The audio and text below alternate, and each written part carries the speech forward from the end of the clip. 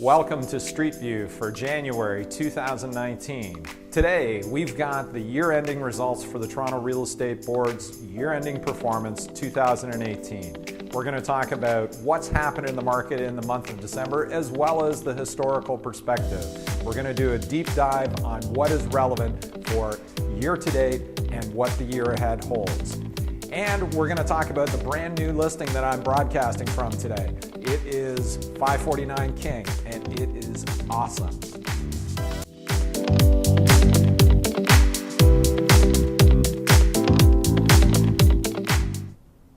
So when we talk about the real estate market, it's always this dynamic of supply, demand, and what kind of results it's creating for a given month or a given time frame. And so for the month of December, we're going to start with new listings. That's the supply side of the recipe. And we can see from our chart, we're way over on the right-hand side, that little orange bar. It looks a little bit lower than everything else. Well, that's because the number of listings in December were down 31%. So we can see the preceding year, 2017, was really, really high for new listings. The question is why? Part of that is that the stress test that was introduced last fall has been influencing not only the number of listings coming to market, but also the number of sales that were taking place that we're going to look at after listings, of course. And so that's a bit of a continuing story, and I'm sure you're hearing about that in the press. But when we look at 2018, this month just passed, prior to 2016, 2015, we can see it's almost seasonally normal, because the month of December slows right down. So it's looking where it should. It's just that 2017 was a little bit higher. So when we look at the demand side with the number of sales that are taking place, we can see, once again, coming over to the far right-hand side, it's down 22.5% when compared with 2017, which brings us to a year-to-date total of 77,000 some odd sales. Now, so how does that compare with 2017 as a complete year? It was 92,000 sales, which was much, much stronger. So that's where a 16% differential lies. So in some of the press or some of the stories you've been hearing, it's like sales are way down. Yes, they are.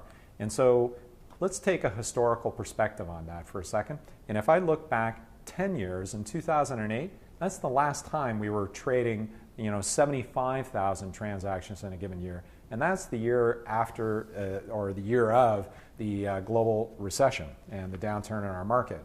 Since that time, over 10 years, we have averaged 98,000 transactions every year. And so to see a reduction down to 77,000 suggests that there might be some pent-up demand in the market and that there are some other influencers that are holding the market down or holding it back. And it's this. We've had 2 stress tests introduced into the marketplace. And so what that is that's the mortgage qualification process that you have to qualify to be able to carry your mortgage at an interest rate approximately 2 full percentage points higher than what you're given. And so that protects you and the economy and the marketplace that if interest rates continue to rise, that you can afford the monthly payments. And so it used to be that if you had put down a down payment of 20%, you didn't have to have the stress test. And that was the first phase. The second phase said everybody's got to be stress tested. And the implementation date was January 1, 2018. So the fall of 2017 preceding it was very active because you had lots of buyers that were encouraged, hey, let's go and buy something before the new rule comes into place, whether it applies to them or not. It just created that emphasis. And the same thing with the number of sellers decide, yeah, let's bring our product to market. So we're ending the year with less inventory than we normally have and a lower amount of sales than we normally have. So the resulting price is that it is still up 2.1% year over year in the month of December. And so you understand how that works. We dropped the supply by 30%, 30 some odd percent. We also reduced the demand side by only 22%, so there's a differential there. We cut the supply back more than we cut the demand back, so then price still goes up 2.1%. So average price there was $750,000. Now, you may have heard in the news when we talk about the year-to-date price over 12 months for 2018, it was $787,000. And that's just, peaks and valleys. You can see there are peaks and valleys that go through the year. And where it averages out is $787,000. So let's take a historical perspective on that. The year prior, in 2017, it was $822,000.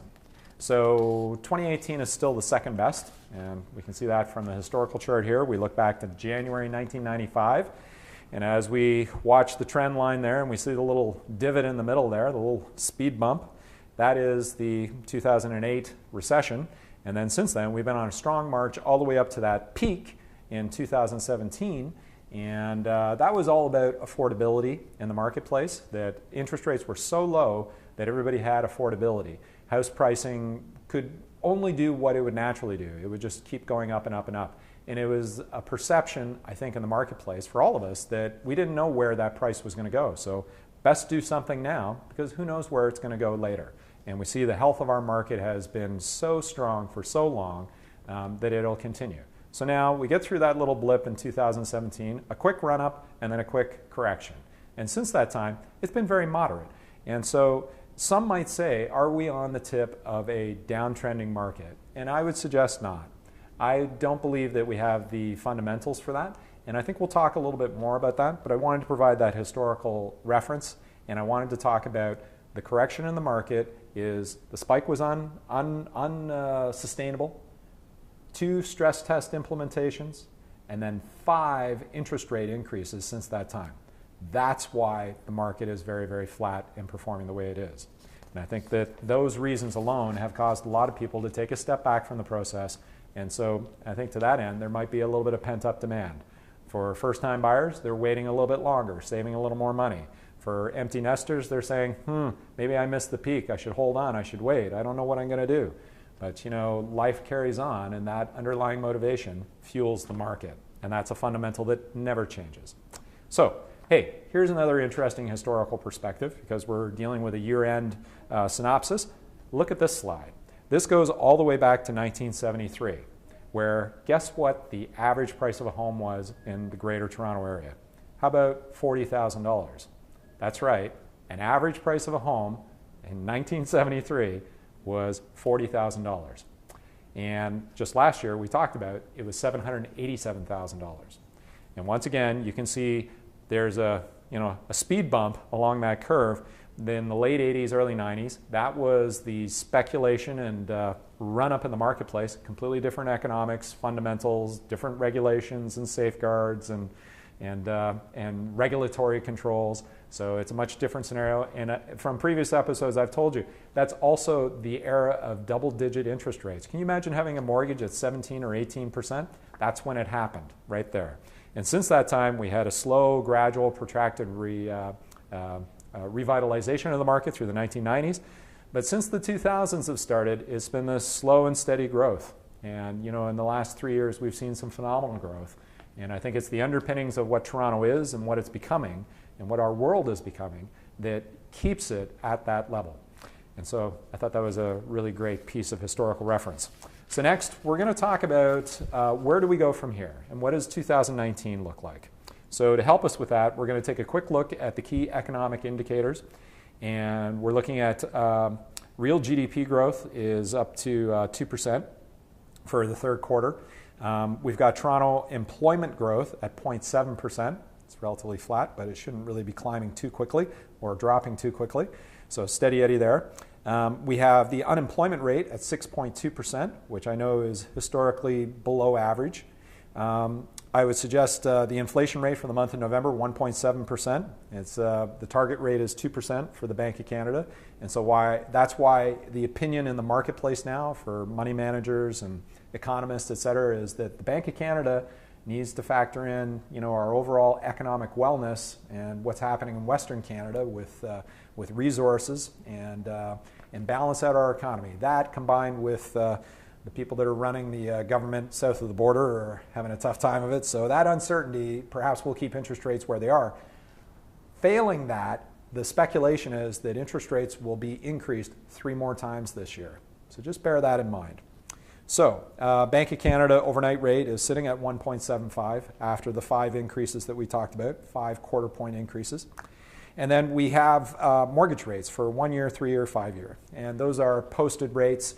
Obviously, when you go to apply for a mortgage and you're working with a mortgage professional, the strength of your credit worthiness and your down payment and your overall wealth dictates what kind of discount you get off the street price. And of course, if you need help with that, we've got an excellent financial specialist, mortgage specialist we're happy to refer. We're broadcasting to you today from our brand new listing at 549 King Street East, unit number 210. So being on the second floor, it's treated as a walk-up. There is an elevator, of course. There is a locker, of course. It is comprised of 2 bedrooms, 2 bathrooms, a really cool den space. It has 855 square feet. It has a 142 square foot terrace with a natural gas connection with a barbecue that's right over there that's included with the purchase. And I'm looking out at the Toronto skyline, and it's in Corktown, where King meets Queen in Toronto's East Villages. Very close to the Distillery District, the West Don Lands redevelopment, Riverside, Riverdale, Leslieville. It's a fabulous spot in the city, and it's got Underpass Park right next to us. So I'm really great on the I really like the area is what I'm saying. And there's a part of our video tour that you can go to our website and check that out and see it in its full entirety, floor plans, etc. Price, $798,000, and you can come and see it yourself this weekend, January 12th and 13th from 2 to 4 p.m. Madeline and I will be here. And if you're out and about, it's going to be nice, cool, but it's going to be sunny like it is today. Great time to be out in the city enjoying January on a nice sunny day. Come on by. We'd love to see you. And you know what? Let's chat about real estate. Let's chat about what your dreams and ambitions are for 2019 and how we might be able to help you along the road, because that's what we're all about. And so until next time, I'm Matt Emerson. Have a fantabulous 2019, and I will look forward to speaking with you again very soon. Bye for now.